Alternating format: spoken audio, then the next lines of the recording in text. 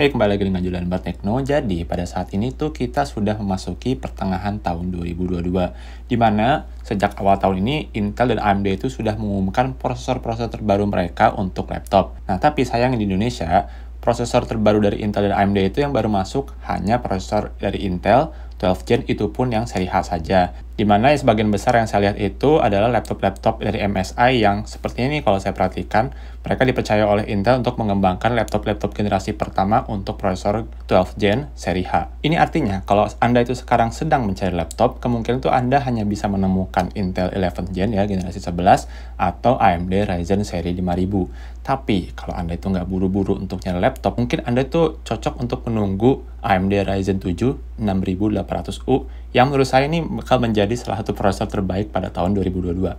Kenapa? Saya akan jelaskan. Jadi begini, pertama adalah review independen dari Ryzen 7 6800 itu sudah keluar, dan secara umum itu menawarkan performa CPU yang oke meskipun tidak meningkat jauh dari generasi sebelumnya, efisiensi baterai yang lebih baik, dan yang paling jauh bedanya adalah performa dari segi integrated graphics. Contoh dari review independen yang akan saya bahas di sini adalah review dari Hardware Canucks, jadi YouTuber asal Kanada, serta PC World. Dari segi CPU, AMD itu memang tidak menjanjikan peningkatan performa yang signifikan ya, jadi bisa dilihat dari review mereka. Namun kalau dibandingkan dengan prosesor seri U dari Intel tahun lalu, sebenarnya 5800U itu sudah jauh di atas ya, terutama untuk performa multi-core. Untuk single core performance, AMD itu masih kalah dari seri U-nya Intel ya. Nah, cerita yang serupa juga Anda bisa lihat nih dari reviewnya PC World ya, dimana Ryzen 7 6800 itu punya peningkatan dari generasi sebelumnya dan jauh di atas Intel generasi 11. Secara umum memang ada sih peningkatan sedikit ya dari 5800U ke 6800U, dan memang AMD itu masih di atas Intel kalau dari segi multi-core performance. Tapi sebagaimana kita bisa lihat nih dari speknya 5800U dan 6800U, kemungkinan tuh dari performa multi-core itu adalah karena memang jumlah core dari 5800U dan 6800 itu jauh lebih besar dari Intel yang setara, yaitu adalah Intel i7 1165G7, dimana yang Intel itu cuma punya 4 core, sementara yang AMD itu punya 8 core. Tapi kalau kita sudah bahas battery life, nah inilah ada peningkatan yang sedikit lebih kelihatan lah dibanding 5800U. Jadi begini, kita kembali lagi ke reviewnya Hardware Canucks. Dari hasil pengujian dengan model tahun sebelumnya, kelihatan nih kalau 6800U di ZenBook S13 OLED yang ada di urutan kedua ya, kayaknya tuh kalah dengan model tahun lalu. Dimana ZenBook 13 OLED yang pakai 5800U itu masih unggul dibanding 6800U. Tapi yang perlu diingat di sini adalah ZenBook S13 OLED itu punya resolusi 2,8K, dimana dia mendekati 1440p.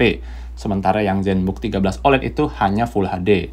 Ya, sebagaimana kita tahu, resolusi layar itu sangat mempengaruhi battery life juga. Artinya tetap ada peningkatan di sini ya. Jadi, laptopnya itu memang secara uji battery life itu dia kalah sedikit ya, 6800U ketimbang 5800U, tapi yang 6800U itu juga konsumsi dayanya lebih besar karena resolusi yang lebih tinggi tadi. Dan kalau dibandingkan dengan Intel, ya AMD itu bisa dibilang menang telak lah dibanding Intel dari segi efisiensi daya, bahkan kalau dibandingkan dengan laptop Intel yang punya baterai lebih besar. Nah, tapi kalau kita sudah bahas soal performa grafis, nah inilah bedanya kelihatan jauh banget ketimbang Vega yang ada pada 5800U. Jadi pada pengajuannya Hardware Canucks itu, Radeon 680M yang berbasis arsitektur grafis RDNA 2 yang ada pada 6800U itu, dia mengalahkan Vega 5800U itu dengan sangat signifikan ya. Dan di sini juga bisa dilihat ya, Radeon 680M itu juga bisa mengalahkan Intel Iris Xe. Ya betul, jadi Intel Iris Xe itu bisa dibilang punya performa grafis yang lebih baik dibanding Vega. AMD itu seringkali bisa menang dari Intel untuk gaming, bukan grafis ya, gaming.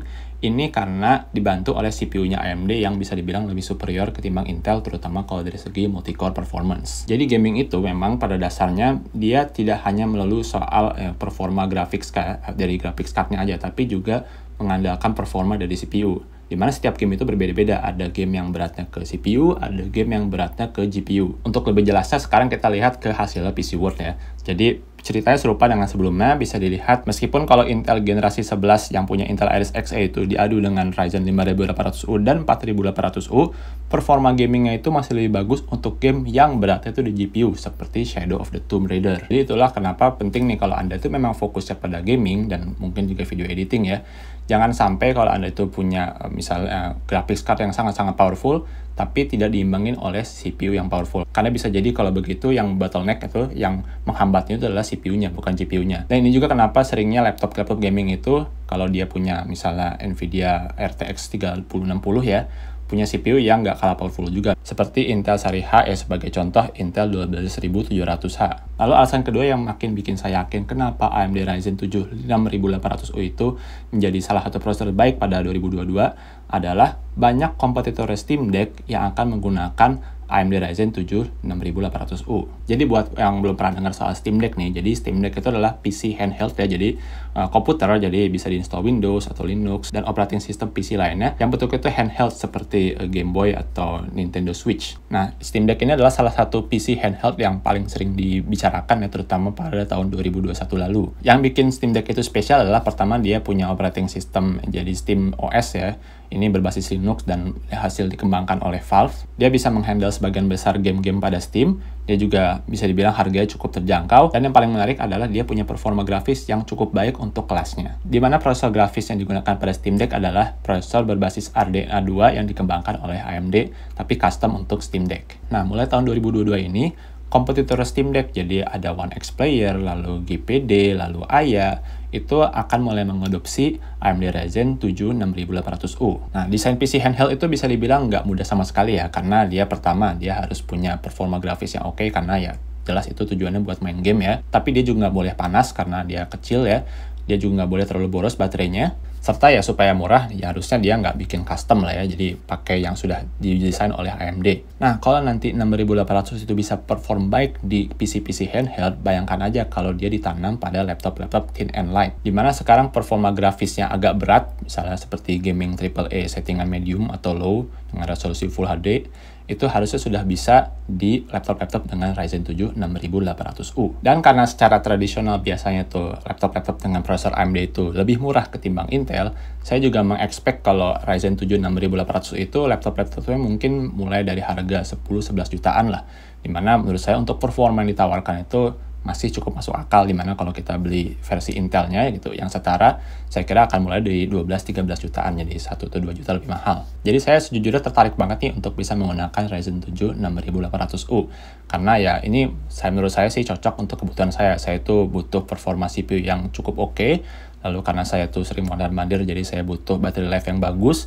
Tapi juga saya suka main game sedikit-sedikit lah di laptop atau di PC, jadi saya juga butuh performa grafis yang oke. Kalau dulu tuh mungkin ini nggak kira-kira ya permintaannya, tapi kalau melihat prospeknya sejauh ini, saya cukup yakin ini Ryzen 7 6800 itu bisa. Tapi di sini bukan berarti Intel itu nggak ada perlawanan ya, karena saya sendiri itu cukup tertarik juga nih untuk mencoba Intel 12 Gen yang seri P ya, terutama lebih spesifiknya Intel i7 1270P.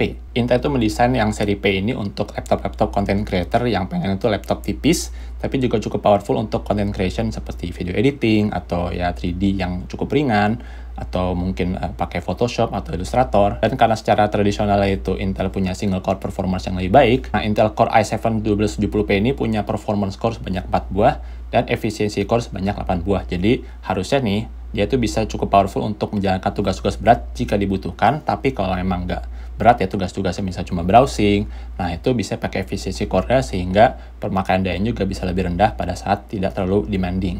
Oke, demikian aja pendapat singkat saya soal AMD Ryzen 7 6800U. Bagaimana dengan Anda? Apakah Anda tertarik untuk mencoba prosesor laptop S1 ini? Ya, silakan tinggalkan di kolom komentar. Saya Jul dan terima kasih telah menonton.